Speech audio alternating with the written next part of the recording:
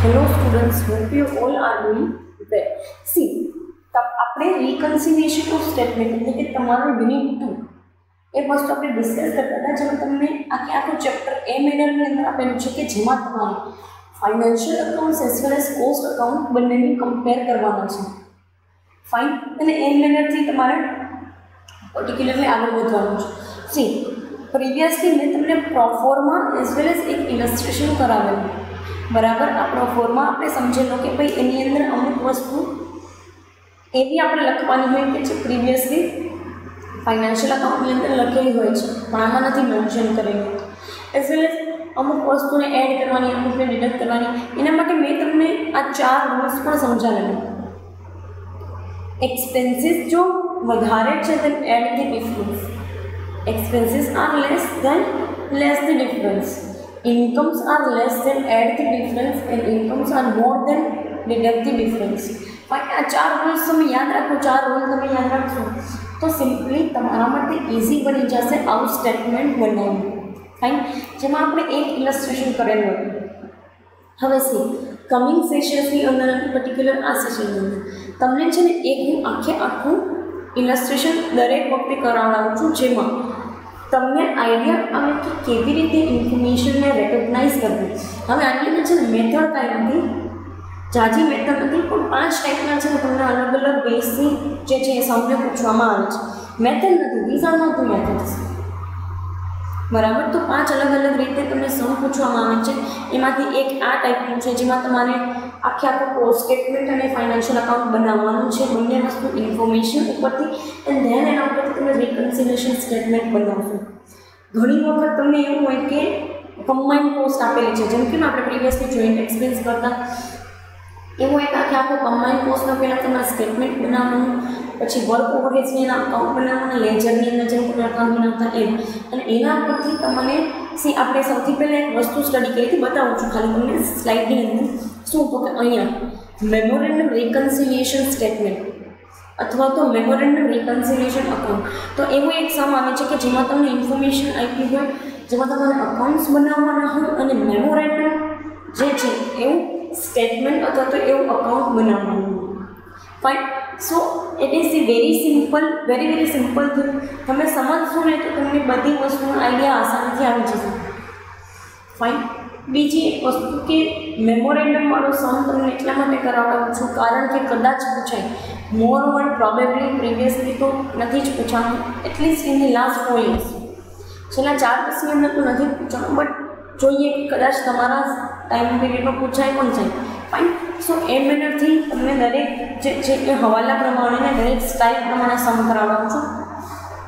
Different method નથી, ખાલી પૂછવાની રીત અલગ છે. બનાવવાનું તો તમારે એની એ સિમ્પલ વસ્તુ છે જે તમે યુનિટ કોસ્ટિંગની અંદર બી બનાવતા, જેમાં તમારે સ્ટેટમેન્ટ્સ બનાવવાના હતા. ફાઇન, સો એ મેથડથી કરવાનું છે. Let us discuss how it can be done. જોઈએ, from the following particulars prepare. પહેલાં તો તમને ઇન્સ્ટ્રક્શન આપી દીધી 4 વસ્તુ પ્રિપેર કરવાની, જેમાંથી આપણે 3 જ કરશું. ચોથી વસ્તુમાં કાંઈ છે નહીં, એટલે કે આ, બરાબર, એમાં કાંઈ નથી. જોઈ લઈએ. From the following particulars prepare a statement of cost for the year ended 31st March 2017. 31 March 2017 માટેનું જે છે એ તમારે કોસ્ટ અકાઉન્ટ બનાવવાનું છે. હવે નીચે તમને એમ કીધું છે statement of profit as per cost, તો સિમ્પલી કરવાનું કાંઈ નથી. આનો પ્રોફિટ મળે ને એનું જ આપણું સ્ટેટમેન્ટ છે. તો તમારે પ્રોફિટ માટે અલગથી સ્ટેટમેન્ટ ના બનાવવાનું. આ સ્ટેટમેન્ટ તમે બનાવો તો અહીંયા તમને પ્રોફિટ તો મળી જ જાય ને. You can see here.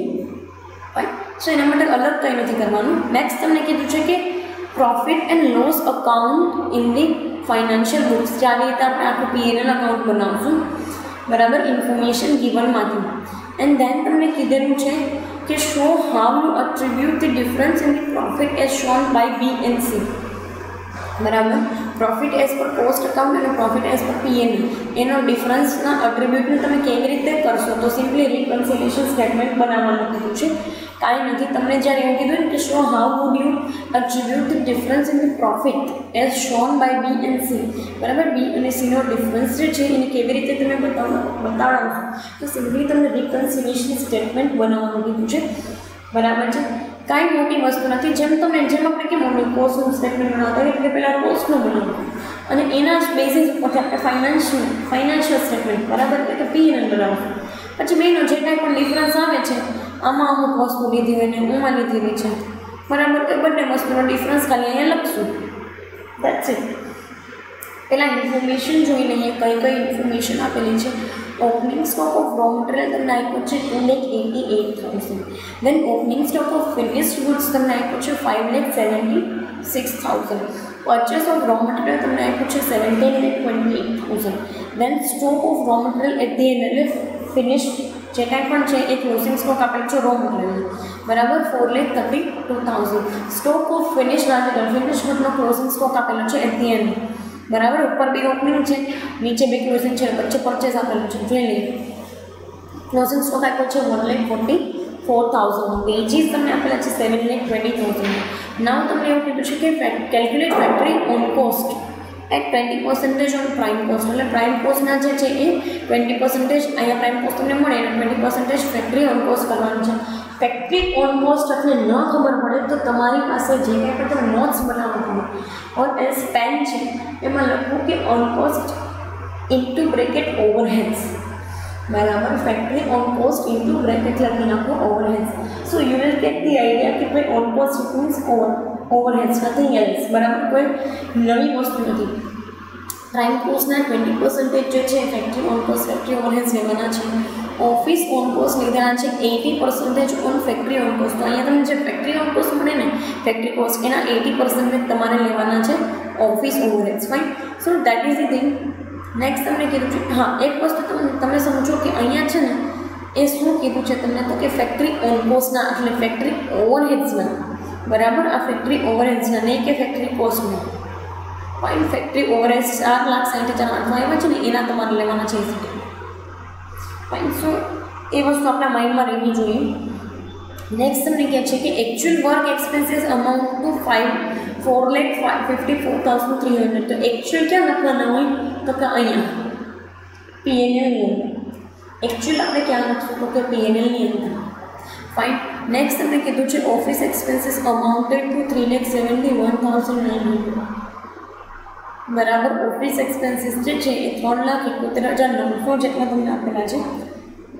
Actually it means કે તમે ફાઇનાન્સની અંદર લેશો. ફાઇન. સીધી વસ્તુ છે. શું કામ મને એકચ્યુઅલ કહે છે તો કે સિમ્પલી તમે જ્યારે at the end of the year જોશો ને ત્યારે આ સ્ટેટમેન્ટ જોશો નહીં કે આ કોસ્ટ સ્ટેટમેન્ટ. ફાઇન. અને કોસ્ટ સ્ટેટમેન્ટ આપણા કોસ્ટિંગ પર્પઝ માટે છે. જ્યારે પર્ટિક્યુલર P&Lનું સ્ટેટમેન્ટ આપણે આખા વર્ષના જેટલા પણ હિસાબો છે એ બતાવવા માટે બનાવીએ છીએ. Fine. So that is the thing. Next તમને કીધું છે કે selling price was fixed at profit of 20% on cost. Selling price જે છે એ શું છે તો કે કોસ્ટ ઉપર પ્લસ 20% પ્રોફિટ. આ કોસ્ટના સેલ્સ કેવી રીતે બનશે તો કે આ cost of sales plus 20% profit બરાબર. તો અમે 20% પ્લસ કરી દઉં છું તો જે કાંઈ પણ વધશે તમને આમાંથી આ માઇનસ કરવાની that will be your profit. અને અહીંયા પણ તમને એક નેટ પ્રોફિટ મળશે. ફાઇન.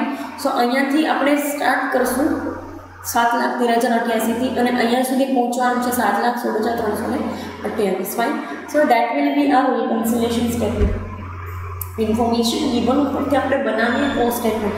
કોસ્ટ સ્ટેટમેન્ટ બનાવવામાં આઈ હોપ સો કે હવે તમને કોઈ પણ પ્રકારની તકલીફ નહીં પડે. Fine. Cost statement is the I must સે ઇટ ઇઝ ઇઝીએસ્ટ થિંગ. સાવ એટલે સાવ ઇઝીમાં ઇઝી વસ્તુ છે કોસ્ટ સ્ટેટમેન્ટ બનાવવાની. જોઈ લઈએ. First of all you have been given opening stock of raw material બરાબર. તો opening stock of raw material 2,88,000. દેન તમને પરચેસ આપી છે કે તો કે હા purchase of raw material will be the 17,28,000. તો એ એડ કરી દઈશું પરચેસ તો કે હા 17,28,000. બંનેનો ટોટલ માત્ર બને છે 20,16,000. એમાંથી તમને ક્લોઝિંગ સ્ટોક કે છે તો કે હા આ stock of raw material at the end 4,32,000. તો 4,32,000 જે છે એને માઇનસ કરો તો મટીરિયલ કન્ઝ્યુમ મળી જશે તો કે હા કેટલા 15,84,000. Now for the purpose of prime cost we will need direct wages and direct expenses. Wages છે તો કે હા 7,20,000. તો જોઈ લઈએ. વેજીસ એટલા 7,20,000. પ્રાઇમ કોસ્ટ આપણને મળી બંનેનો ટોટલ માત્ર 23,04,000 બરાબર 4 લાખ 23,04,000 આટલી તમને પ્રાઇમ કોસ્ટ મળી છે. Now you have been given that the calculate factory on cost. Factory on cost is nothing but factory overheads. બરાબર હજુ બી તમને કહું છું, if you are making notes then please write down in bracket that on cost means overheads. Fine, simplest manner में overheads. तो એ જ વસ્તુથી કહે છે કે calculate factory on cost 20% on prime cost. Prime કોસ્ટના 20% જે છે એ તમારે ફેક્ટરી ઓવરહેડ્સ લેવાના છે. તો 23,04,000 જે છે એના 20% તમે આપી દો તો કેટલા મળે છે? 4,60,800 બરાબર. બંનેનું ટોટલ મારશો તો તમને મળશે factory cost. I am not talking about on cost. On cost are the overheads. તો ફેક્ટરી કોસ્ટ તમને મળી 27,64,800 બરાબર. હવે નેક્સ્ટ શું કીધું છે તો કે office on cost at 80% on factory on cost. એક વસ્તુ તમને કહું છું કે વાંચવામાં ભૂલ ન થવી જોઈએ, કારણ કે રિકન્સિલેશન સ્ટેટમેન્ટની અંદર ઘણી જગ્યાએ તમને ઓન કોસ્ટ આપેલું છે. Factory on cost, office on cost, S and D on cost. So on cost અહીંયા તમે ફેક્ટરી ઓન કોસ્ટના બદલે ફેક્ટરી કોસ્ટ વાંચી અને પછી આના તમે 80% કરશો તો it will be the huge amount. બરાબર. તો સિમ્પલી તમારે કરવાના છે 4,60,800 એટલે કે ફેક્ટરી ઓન કોસ્ટ આપણને અહીંયા જે મળ્યા ને 4,60,800 એના તમારે 80% કરવાના છે. તો એ 80% કરશો તો તમને મળશે 3,68,640 બરાબર. એટલે પછી આ બંને વસ્તુને પ્લસ કરી દેવાના. તો કોસ્ટ ઓફ પ્રોડક્શન કેટલા? 31,33,440. ના ઓપનિંગ સ્ટોક આપ્યો છે ફિનિશ ગુડ્સનો તો કે હા opening stock of finish article 5,76,000 તો એને એડ કરી દો 5,74,000. તો બન્યા 37,09,440. તો નોર્મલ ફિનોમિના છે and you people are familiar with it. તમને આ વસ્તુ આવડે છે. ફાઇન. તો 5,74,000 ને એડ કરી દઈશું તો 37,09,440 બરાબર. એમાંથી તમારે લેસ કરવાનો છે ક્લોઝિંગ સ્ટોક. કેટલો છે તો કે 1,44,000 બરાબર. એ બાદ કરી દે છે તો cost of sales on COGS તમને મળશે 35,65,440. This will be the your cost of sales or cost of goods sold. Fine. હવે તમને એમ કીધું છે કે તમારે પ્રોફિટ મેળવવા માટે છે સેલ્સ પ્રાઇસ બનાવવાની છે. કેવી રીતે? તો કે ભાઈ profit selling price was fixed at 20% profit of the on cost બરાબર. કોસ્ટના 20% પ્લસ એટલે આ કોસ્ટ પ્લસ 20% પ્રોફિટ તો 42,78,528 તમને આપ્યા છે. એમાંથી તમે આ માઇનસ કરશો 35,65,440 plus 7,13,088. This will be the your profit as per the cost accounts. તો તમારે આ બનાવવાનું ન હોય આખે આખું બરાબર. સિમ્પલ તમને આ મળી જ ગયું છે અહીંયા પ્રોફિટ. તો કાંઈ સ્ટેટમેન્ટ બનાવવાની જરૂરિયાત છે નહીં. Now let us make the profit and loss account for in the financial books. Profit and loss account બનાવીએ ફાઇનાન્શિયલ બુકની અંદર. સૌથી પહેલું લેવાનું છે ઓપનિંગ સ્ટોક. જોઈ લઈએ ઓપનિંગ સ્ટોક. એની અંદર રો મટીરિયલ જે છે એનો ઓપનિંગ પ્લસ ફિનિશ્ડ આર્ટિકલનો ઓપનિંગ બંને પ્લસ કરી દીધા છે 8,64,000. સિમ્પલી આપણે જ્યારે બનાવતા હોય અકાઉન્ટ ત્યારે તો એ જ રીતે હોય છે. ફાઇન.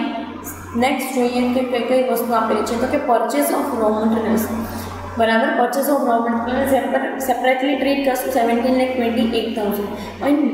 નેક્સ્ટ તમને આપેલું છે closing stock of raw material at the end end stock of finish article at the end. તો બરાબર બંને વસ્તુમાં ક્લોઝિંગ સ્ટોક અહીંયા લખી નાખશું અને 5,74,000 બની જાય છે. અહીંયા લખી નાખ્યું છે. ફાઇન.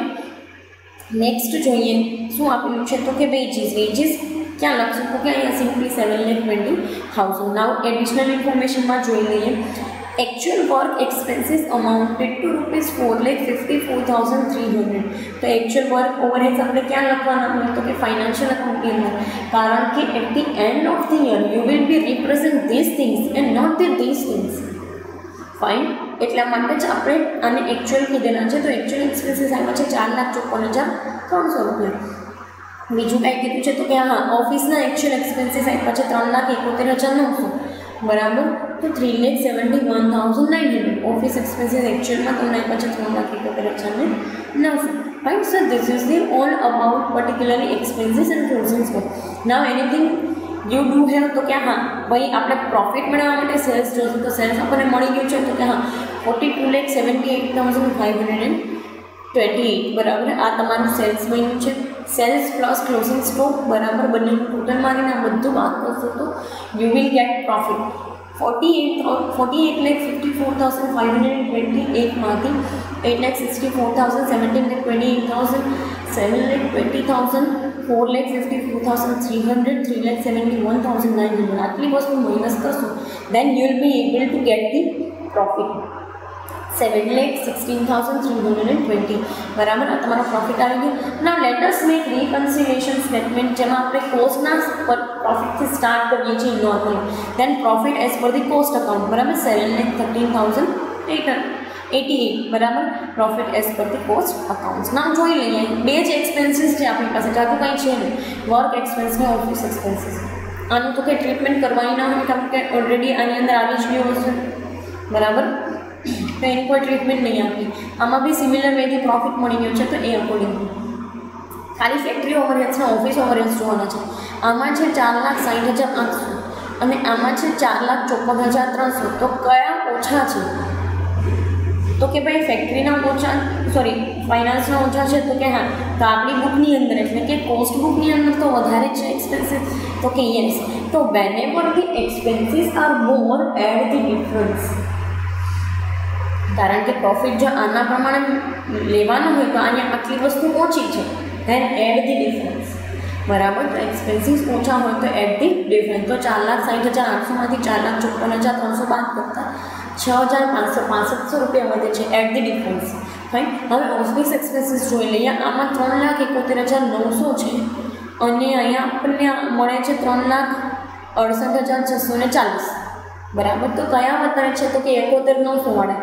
તો સિમ્પલી શું છે તો કે એક્સપેન્સીસ આર લેસ બરાબર. Expenses are less in our book. તો આમાંથી ડિડક્ટ કરવા પડશે એટલા કારણ કે ફાઇનાન્સનો પ્રોફિટ મેળવો તો આમાંથી એટલા ડિડક્ટ કરવા પડે તો કે yes fine. Then deduct the difference. તો 3,71,900 માઇનસ 3,68,640 આપણા હાથમાં વધે છે 3,260. તો બંને વસ્તુને આને એડ કરતાં મળે છે 7,19,588 લેસ 3,260. તો કેટલા વધે છે તો કે 7,16,328 બરાબર. Which will be your net profit.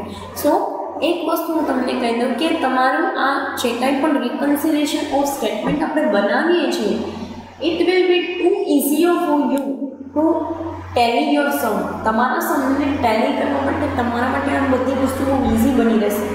Fine. એક તમને આ વસ્તુ તો બનાવતા આવડે જ છે, સાવ સહેલું છે. આ વસ્તુ બનાવતા આવડી જાય કારણ કે જે કંઈ ઇન્ફોર્મેશન ઉપરથી તમારે દરેક વસ્તુ આપવાની છે બરાબર. આમાં તમને ઇન્ફોર્મેશનમાં કીધું છે કે આના આટલા ટકા આના આટલા ટકા તે પ્રમાણે આપી દેવાનું. આ તો નોર્મલ થઈ ગયું. યુનિટ કોસ્ટિંગની અંદર બી આપણે સ્ટડી કર્યું છે તો કે યસ આ અકાઉન્ટ પણ બનાવતા આવડે કે કઈ વસ્તુ કઈ જગ્યાએ. જો ભાઈ ક્લોઝિંગ સ્ટોક રો મટીરિયલનો અહીંયા જ આવે. ક્લોઝિંગ સ્ટોક આપણે હંમેશા ક્રેડિટ સાઇડ જ લખીએ છીએ because if it is the closing stock of raw material or else the finished goods બરાબર. તમે તમારા બંનેમાંથી કોઈ પણ વસ્તુનો જે છે એ ક્લોઝિંગ સ્ટોક હોય ફાઇન. તમારે લખવાનું તો દરેક વખતે ફાઇનાન્શિયલ અકાઉન્ટની અંદર ક્રેડિટ સાઇડ જ હોય છે બરાબર. તો એ વસ્તુ એક માઇન્ડમાં રાખવાની. ઓપનિંગ સ્ટોક હંમેશા ડેબિટ સાઇડ આવે છે ફાઇન. કારણ કે ઓપનિંગમાંથી આપણે વસ્તુ વેચીશું જેના ક્લોઝિંગમાંથી જે કાંઈ પણ બાકીની હશે એ તો એ આપણા માટે જોવા જાય તો એક ઇન્કમ સાઇડ થઈ ગઈ ને કે ભાઈ વેચશું ત્યારે આપણા પૈસા મળશે તો કે done right. So that's why we are mentioning closings here and openings are here fine. So this is all about the one of the simplest illustration. Coming સેશન્સની અંદર તમને બીજા ઇલસ્ટ્રેશન કરાવડાવું છું જેમાં આના કરતાં પણ વધારે પડતી ઇન્ફોર્મેશન આપેલી છે and you have to recognise and clean effect according to it બરાબર. તો કમિંગ સેશનની અંદર એ વસ્તુ ડિસ્કસ કરશો. અત્યારે અહીંયા સુધી રાખીએ. Thank you so much.